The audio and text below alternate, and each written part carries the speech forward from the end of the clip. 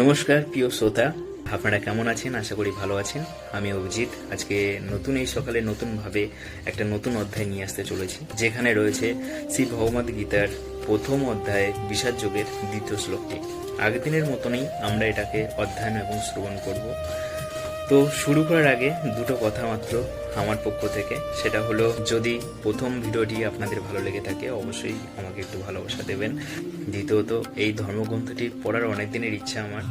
তো যেহেতু এখন এই সময় হচ্ছে, আমি চাই আমি যেমন শুনছি জানছি আপনারাও জানুন কি বলতে চেয়েছে শ্রী ভগবদ গীতাতে। আর যদি কোনো ভুল হয়ে থাকে অবশ্যই আমাকে ক্ষমা করবেন, কারণ আমি একজন শিক্ষার্থী। তো চলুন আজকের এই নতুন টপিকটা আমরা শুরু করি।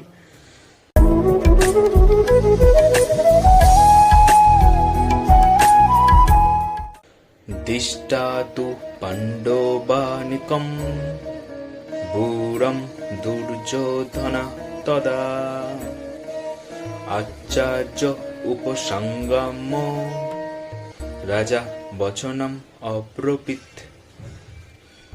এবারে চলুন আমরা এই শ্লোকটির অর্থ শব্দ অনুযায়ী কি বলতে চেয়েছে বুঝে নেব, আর এক লাইনে কি বলতে চেয়েছে বুঝে নেব।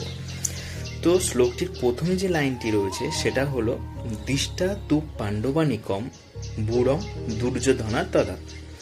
দিষ্টা শব্দটির অর্থ হলো দেখে, দিষ্টা তু তু কথার অর্থ হলো কিন্তু, পাণ্ডবানিকম পাণ্ডবদের সৈন্য, বুড়ম শব্দটির অর্থ হলো ওই সময়ে বা যুদ্ধ শুরু হবার আগে যে সময়টা, সেই সময়টাকে এখানে বোঝানো হয়েছে। সেই সময়ে দুর্যোধনম তদা, দুর্যোধন তদা, তদা মানে কি সেই সময়। এবারে দ্বিতীয় যে লাইনটি আছে তার অর্থ শব্দ অনুযায়ী বুঝে নেব। প্রথমে কি বলা হয়েছে? প্রথমে বলা হয়েছে আচার্যম উপসঙ্গম্য রাজা বচনম অব্রবীত, অর্থাৎ আচার্যম গুরু দ্রোণাচার্যকে বোঝানো হয়েছে। কুরু আর পাণ্ডুদের শিক্ষাগুরু ছিলেন দ্রোণাচার্য, যিনি তাদেরকে যুদ্ধ বিদ্যা শিখিয়েছিলেন। উপসঙ্গম্য শব্দটির অর্থ হলো সামনে গিয়ে। রাজা শব্দটির অর্থ হলো রাজা। রাজা এখানে কাকে বোঝানো হয়েছে? দুর্যোধনকে বোঝানো হয়েছে। যেহেতু তিনি হস্তিনাপুরকে রিপ্রেজেন্ট করছিল, সেজন্য তাকে রাজা হিসাবে এখানে গণনা করা হয়েছে, কিন্তু বাস্তবে কিন্তু তিনি রাজা ছিলেন না। ঠিক আছে, এবার শেষে যে শব্দটা আছে সেটি হলো বচনম অব্রবীত। বচনম শব্দটির অর্থ হলো বলা, অব্রবীত শব্দটির অর্থ হলো গিয়ে।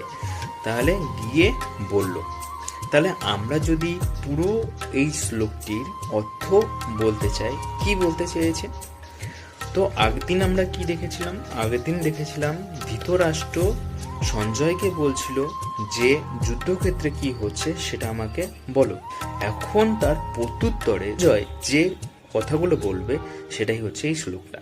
তার সঞ্জয় তার উত্তরে বলছে কি, রাজা দুর্যোধন পাণ্ডবদের সৈন্য দেখে, ঠিক আছে, পাণ্ডবদের সৈন্য দেখে গুরুকুলের যে গুরু যিনি হলেন দ্রোণাচার্য, তার কাছে গিয়ে দুর্যোধন বললেন। এবারে কি বললেন সেটা এখানে বলা হয়নি, এটা হয়তো পরের শ্লোকে বলা হবে। তাহলে চলুন এবারে এই শ্লোকটি গীতাতে কিভাবে ব্যাখ্যা করা হয়েছে, বিশ্লেষণ করা হয়েছে, এর তাৎপর্য কি সেটা জানব।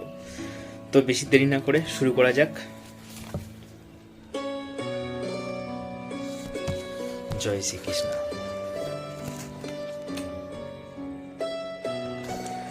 তাৎপর্য কি বলছে? ধৃতরাষ্ট্র ছিলেন জন্মান্ধ। এর অর্থ হলো জন্মান্ধ কথার অর্থ হলো জন্মগত অন্ধ। ধৃতরাষ্ট্র জন্মগত অন্ধ ছিল, যেটা আমরা আগের দিন দেখলাম।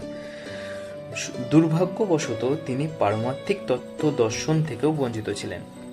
তিনি পারমার্থিক মানে হচ্ছে আধ্যাত্মিক, ঠিক আছে, আধ্যাত্মিক যে তত্ত্বগুলো হয় সেই তত্ত্ব থেকেও বঞ্চিত ছিলেন, কারণ কিন্তু তিনি দেখতে পান না, অন্ধ।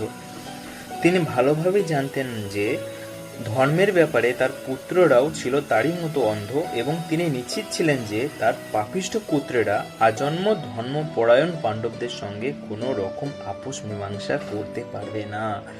তার মানে দুর্যোধনের পিতা ধৃতরাষ্ট্র এটা নিশ্চিত ছিলেন যে তার 100 পুত্র থাকা সত্ত্বেও এই যুদ্ধে তাদের জয় নিশ্চিত নয়, কারণ তারা অধর্মকে স্বীকৃতি দিয়েছে।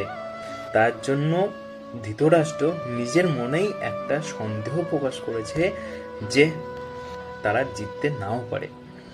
তাই তিনি সেই ধর্মক্ষেত্রের প্রভাব সম্বন্ধে সংশয়গ্রস্ত ছিলেন। যুদ্ধক্ষেত্রের পরিস্থিতি সম্বন্ধে ধৃতরাষ্ট্রের এই প্রশ্ন করার অভিপ্রায়টি সঞ্জয় বুঝতে পেরেছিল। মানে সঞ্জয়কে কি প্রশ্ন করা হয়েছিল, যে ধর্মক্ষেত্রে কি হচ্ছে ধৃতরাষ্ট্রকে জানাও, মানে রাজাকে জানাও। তো সঞ্জয় সেই অনুযায়ী কাজ করছিল। তো সঞ্জয়ও জানতো যে এই যে যুদ্ধটা হচ্ছে সেটা ন্যায়ভাবে হচ্ছে না, অন্যায়ভাবে হচ্ছে। তো সেও জানতো যে এই যুদ্ধেতে জয়লাভ করা অতটা সহজ হবে না। তাই তিনি নৈরাশ্যগ্রস্ত রাজাকে আশ্বস্ত করার জন্য বলেছিলেন যে পবিত্র ধর্মগ্রন্থের প্রভাবের ফলে তার পুত্রেরা পাণ্ডবদের সঙ্গে কোনো রকম আপোষ মীমাংসা করবে না। তাহলে কি বলতে চাইছে, তাই তিনি নৈরাশ্যগ্রস্ত মানে কি হতাশ হওয়া রাজাকে আশ্বস্ত করার জন্য বলেছিলেন যে পবিত্র ধর্মক্ষেত্রের প্রভাবের ফলে, এই যে পবিত্র ধর্মক্ষেত্রটা যেখানে যুদ্ধ হচ্ছে, মহাভারতটা হচ্ছে, সেই ধর্মক্ষেত্রের কথা বলা হচ্ছে, প্রভাবের ফলে তার পুত্রেরা পাণ্ডবদের সঙ্গে কোনো রকম আপোষ মীমাংসা করবে না। মানে তার পুত্রেরা কোনোভাবে পাণ্ডবদের সঙ্গে আপোষ মীমাংসা করবে না। কথা বলার কারণ হচ্ছে সঞ্জয়ের, কারণ তিনি চাইছিলেন ধৃতরাষ্ট্রকে একটু সাপোর্ট দেওয়া, ঠিক আছে, একটা বল দেওয়া, যাতে তিনি ভেঙে না পড়ে। সঞ্জয় তাই রাজাকে অবহিত করলেন যে তার পুত্র দুর্যোধন পাণ্ডবদের সৈন্যসজ্জা দর্শন করে তৎক্ষণাৎ সেনাপতি দ্রোণাচার্যের কাছে উপস্থিত হলো প্রকৃত অবস্থা সম্বন্ধে জানানোর জন্য। তার মানে তিনি এও আশ্বস্ত করছেন যে দুর্যোধন পাণ্ডবদের যে সৈন্যসজ্জা আছে সেটা দেখে দুর্যোধন দ্রোণাচার্যের কাছে গিয়েছিল। এতে কি বোঝা যাচ্ছে, এটা বলার কারণ কি, কারণ যাতে করে ধৃতরাষ্ট্র বুঝতে পারে যে এখানে তার ছেলে একা ডিসিশন নিচ্ছে না, এখানে তিনি তার যে বড় যে সিনিয়র যে আছে তার কাছ থেকেও সিদ্ধান্ত নিচ্ছে যে কি করা যেতে পারে এই ব্যাপারে। দুর্যোধনকেও যদিও রাজা বলা হয়েছে, তবুও সেই সংকটময় অবস্থায় তাকে তার সেনাপতির কাছে যেতে হয়েছিল। মানে সেই সংকটময় অবস্থায় যে কি করবে না বুঝতে পেরে তার সেনাপতির কাছে যেতে হয়েছিল। সেনাপতি হচ্ছে ওই দ্রোণাচার্য, যাকে গুরু বলা হয়। তাই একজন রাজনীতিবিদ হিসেবে সে যথেষ্ট পারদর্শী ছিল, কিন্তু পাণ্ডবদের সৈন্যসজ্জা দেখে দুর্যোধনের মনে যে ভয়ের সঞ্চার হয়েছিল তা সে তার কূটনীতির ছদ্ম আবরণে ঢেকে রাখতে পারেনি। তার মানে কূটনীতি করে সে যে যুদ্ধর পরিস্থিতি সৃষ্টি করেছিল, সেই যে আবরণটাও তার এই ভয়কে ঢেকে রাখতে পারেনি, মানে প্রকাশ হয়ে যাচ্ছিল যে সে ভয় পাচ্ছিল। তাহলে চলুন আজকের এই যে বিশ্লেষণটা আমরা পড়লাম, এই বিশ্লেষণে কি বলতে চেয়েছে তার একটা ছোট সারাংশ আমি বলি, যেটা আমি বুঝেছি। যদি ভুল হয়ে যায় ক্ষমা করবেন। তো এইটুকুনি বোঝার জন্য আমাকে আগের শ্লোকটার একটু সাহায্য নিতে হবে। সেটা হলো কি, প্রথম শ্লোকে ধৃতরাষ্ট্র সঞ্জয়কে বলেছিল যে রণক্ষেত্রের যুদ্ধে যা হচ্ছে তাকে বলতে, কারণ সঞ্জয় দিব্যদৃষ্টি পেয়েছিল। তো এইখানে যেটা হয়েছে, আজকে যে শ্লোকটাতে যা বলা হয়েছে সেখানে কি হয়েছে না, ধৃতরাষ্ট্রকে উত্তর দিচ্ছে সঞ্জয় যে দুর্যোধন পাণ্ডবদের সৈন্য দেখে তিনি গেছেন দ্রোণাচার্যের কাছে, যিনি হলেন সেই সময়ে তাদের সেনার নিবেশের অধ্যক্ষ অর্থাৎ সেনাপতি। তো সেনাপতির কাছে গিয়েছে দুর্যোধন তার কাছ থেকে পরামর্শ নেওয়ার জন্য যে কিভাবে কি করা যেতে পারে, কারণ এত বড় সেনা দেখে তারা সত্যিই ভয় পেয়েছিল। আর তার সর্বোপরি তাদের সঙ্গে ছিল, পাণ্ডবদের সঙ্গে ছিল স্বয়ং শ্রীকৃষ্ণ। ওদের মধ্যে একটা ভয়ের তৈরি হয়েছিল, কারণ আমরা সবাই জানি যে সত্যের জয় অনিবার্য। তুমি যতই মিথ্যাকে ঘুরিয়ে ফিরিয়ে যত দূর পর্যন্ত নিয়ে যাও না কেন, 1 বছর 2 বছর যাই হোক না কেন, ঠিক না ঠিক কোনোভাবে সত্যটা আমাদের জীবনে উন্মোচন হবে। তো আমি যেটা বুঝলাম সেটা হলো এটাই। তো যাই হোক, আশা করি সবার ভালো লেগেছে। আর যদি ভুল হয়ে থাকে অবশ্যই ক্ষমা করবেন। আর কালকে তৃতীয় শ্লোকটি নিয়ে আসতে চলেছি।